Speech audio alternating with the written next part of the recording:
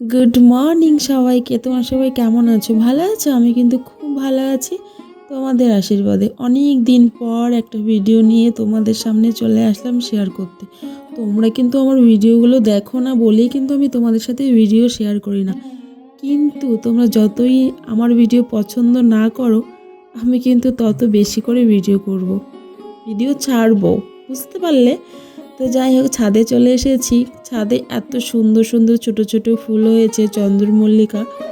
যেহেতু ফুলের সিজনে আমি বাড়িতে ছিলাম না, কোচবিহারে ছিলাম, বাড়িতে এসে আমার মনে হলো না, ছাদে কয়েকটা ফুল গাছ লাগানো উচিত, কারণ সবার এই শীতকালে সবার ছাদে ফুলে ভরে যায়। আমি যদি কয়েকটা ফুল গাছ না লাগাই তাহলে কেমন ভালো লাগবে বলো? মনে খুব কষ্ট লাগবে যে। তো যখন কষ্টের গাছে যখন ফুল ফোটে এত যে ভালো লাগে, জানো তো? আমি আগে খুব ফুল ছিঁড়তাম, কিন্তু এখন কিন্তু ছিঁড়ি না। কেন জানো তো? এখন বুঝতে শিখে গেছি যে কষ্ট করে ফুল গাছ লাগালে, সেই গাছের ফুল ফুটলে যদি কেউ ছিঁড়ে নেয়, এর থেকে কষ্টের হয়তো আর কিছু হয় না। তো যাই হোক, এবার কিছু কিছু ফুল লাগিয়েছি, কিন্তু যে কয়েকটা ফুল আমার ছাদে হয়েছে, ফুলগুলো কিন্তু খুবই সুন্দর।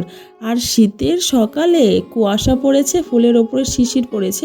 অনেকেই কুয়াশা বলো, অনেকে শিশির বলো। তো যাই হোক, আমাদের গ্রামীণ ভাষায় কুয়াশা বলি আমি, অনেকেই হয়তো বলে না। কিন্তু দেখো, আমার গাছে দেখো অরেঞ্জ কালারের ফুলটা যে আমার কি ভালো লাগছে জানো তো? এত ভালো লাগছে। মাঝে মাঝে ভিডিও করার সময় কিন্তু এখান থেকেও ফুল ছিঁড়ে আমি খোপায় দিই। তোমরা কি জানো? আমি কাঁচা ফুল খোপায় দিতে খুব ভালোবাসি। তো যাই হোক, যদি আমাদের সবার মনটা এই ফুলের মতো পবিত্র হতো, কতই না ভালো হতো।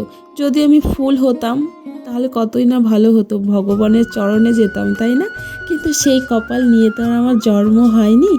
তো যাই হোক, ভিডিওটা তোমাদের কেমন লাগলো? আরে দাঁড়াও, তোমাদের সাথে শুধু আমি ফুল গাছ শেয়ার করতে আসিনি, কিছু কিছু সবজির গাছও তোমাদের দেখাবো। তো চলো, আমার ছাদে কিছু কিছু সবজিও লাগিয়েছি। এই দেখো ডিম বেগুন, তোমরা খেয়েছো ডিম বেগুন? খেতে কিন্তু ভালো লাগে, দেখতেও যেরকম সুন্দর, খেতেও ভালো লাগে। আর এই দেখো, এই লঙ্কাটা কোথা থেকে এসেছে জানো? একদম দার্জিলিং থেকে চলে এসেছিলো হিমমটর। হিমমটর থেকে আমাদের বাড়ি কে দিয়েছিল জানো তো? আমার জ্যাঠা শ্বশুর মশাই। জেঠিমা দিয়েছিল পাকা লঙ্কার বীজ, আর জেঠু দিয়েছিল হচ্ছে লঙ্কা গাছ। সেই গাড়িতে করে টব শুদ্ধ আমাকে একটা লঙ্কার গাছ দিয়েছিল। সেই গাছ থেকেই আর জেঠিমার দেওয়া লঙ্কার বীজ থেকেই আমি এই লঙ্কাগুলো তৈরি করেছি। আর সকালবেলা আমাদের বাড়িতে সিদ্ধ ভাত হয় বরাবরই।